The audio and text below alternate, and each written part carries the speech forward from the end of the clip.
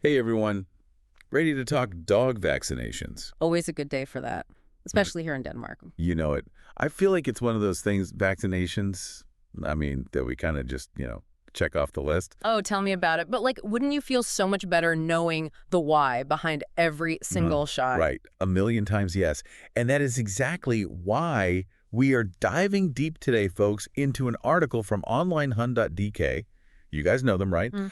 All about natural dog care and training, which I'm here for. Love them. And I think this article is really going to resonate with that whole natural approach because they hone in on what's absolutely essential, no fluff. Okay, love that. So they use this term Krnevaciner, which basically translates to core vaccinations. And that got me thinking, like, what even makes a vaccine core? It's such a good question because when you think about it, all those vaccines seem kind of important, right? Exactly.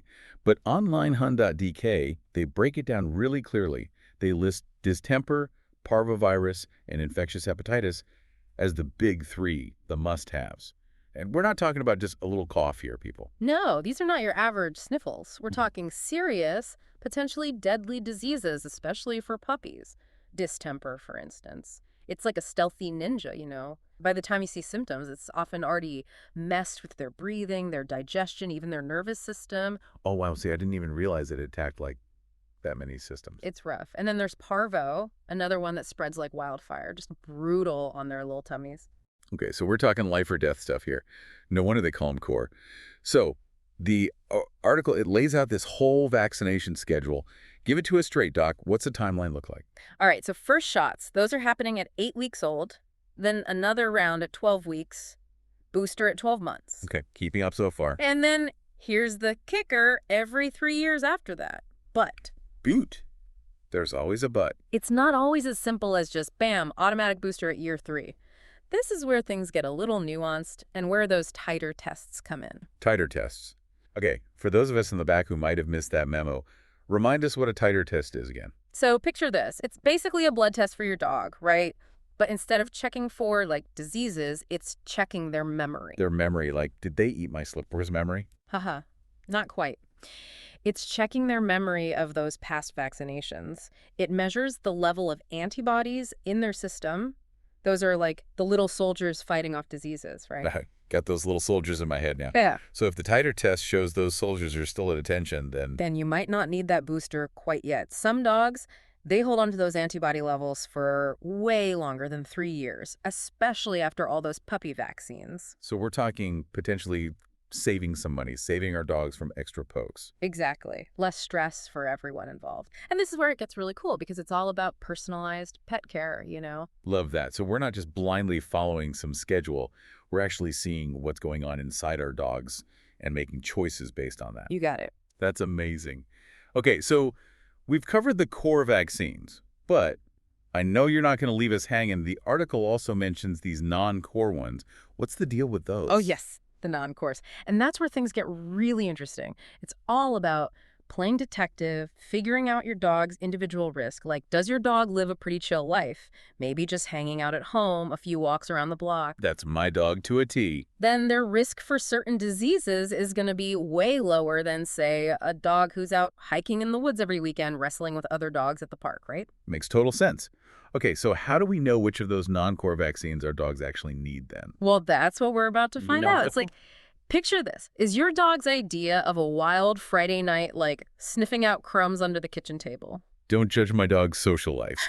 But yes, Ugh. basically. Low-key, for sure. So their risk for picking up some weird infection, totally different than, say, a dog who's out hiking in the woods every weekend. Right. Or like hitting up all the dog parks, making new friends. Okay, true. Mine's more of a homebody.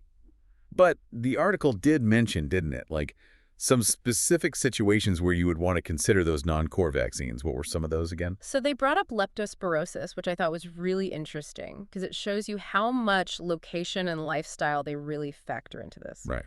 So leptospirosis, it's a bacterial thing, nasty. And dogs can get it from like water, soil, especially if there's wildlife around, Yeah. rodents, things like Hmm. that. So like City Park Pond versus my dog who thinks the sprinkler's a rainforest. Exactly. That's the kind of thing you got to factor in. Okay, so if I've got a dog who, like, genuinely enjoys a good mud puddle, thinks every rainstorm's a pool party, leptospirosis is on the table for discussion with my vet. 100%. Not to freak you out, right? It's more like, okay, now we know this detail. Let's ask the vet, make sure we're covered if we need to be. Risk assessment. Right. It's all about gathering the intel. Mm.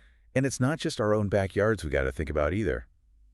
Onlinehund.dk, they have that whole bit about places, right, where your dog's more likely to pick something up just by being there. Oh, for sure. Kennels, they mentioned. Dog parks, obviously. Yeah. Even like training classes. Anywhere your dog's mingle. You don't know those other dogs, their vaccine history. It's a gamble. Totally. And like taking your kid to daycare, right? Germs get shared. But it's not just about playtime either. Dog shows, agility. I even thought about people who travel with their dogs internationally. That's got to be a whole other ballgame. Oh, yeah, you're talking exposure to stuff most dogs here in Denmark would never even encounter. So those Onlinehund.dk folks, they're big on this. Yeah. Talk to your vet. Like, really talk to them. They are the experts after all, right? Exactly. They know your dog. They know your lifestyle. They know what's going around your specific area, like a personalized dog health guru. Love that. Okay, so we were talking before about titer tests as a way to like fine-tune those core vaccine boosters.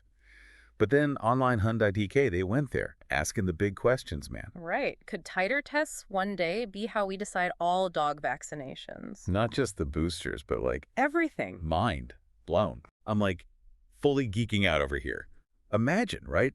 Like, what if titer tests were the norm for everything in dog health? Right. Instead of just, oh, it's April, time for this shot, we're actually checking what their bodies are doing. Exactly. Personalized dog health care. Okay, I'm getting ahead of myself. We're not living in a sci-fi movie quite yet. So before we go full-on fantasy vet clinic, let's bring it back to today. We've covered a ton from Onlinehund.dk, and I want to make sure our listeners are walking away with the key takeaways right. Absolutely. So number one takeaway, folks, core vaccines. Non-negotiables here in Denmark, at least. Yeah. We're talking distemper, parvo, infectious hepatitis. Those are the big bads we are not messing around with. And then non-core vaccines, which, as we've learned, doesn't mean they're not important. It's just about, what was it you said? Channeling our inner Sherlock. Exactly. Yeah. Put on your detective hats, people, because you got to consider the clues. Your dog's lifestyle, their environment, what they're exposed to, it all matters. Like, my dog is never going to need a rabies vaccine if she never leaves the house, right? Well, you still want to check local regulations, right? There might be rules about that, but you get the idea. It's all about having those conversations with your vet, weighing the risks and benefits for your specific pup. Totally. And titer tests, guys, don't forget those. Instead of blindly doing that 3-year booster, you can ask your vet about actually testing those antibody levels, seeing if your dog even needs it yet. Saving you potential heartache, potential unnecessary jabs for your fur baby, and potentially some money. Win-win-win. Music to my ears. Yeah. All right, so as we wrap things up here, that question from Onlinehund.dk, it's really sticking with me. Could titer tests be the future of how we vaccinate our dogs? It's a big one. It is. And honestly, I think it's a conversation worth having with your vet. Next time you're in, just ask them, what do you think about titer tests? Are they right for my dog? Love that. Knowledge is power, people, especially when it comes to our furry best friends. All right, everyone. Thanks for geeking out with us today on this vaccination deep dive. Until next time, stay curious, keep those tails wagging. And keep those conversations going. Let us know your thoughts on titer tests, your experiences, all that good stuff. Hit us up on our socials. We love hearing from you.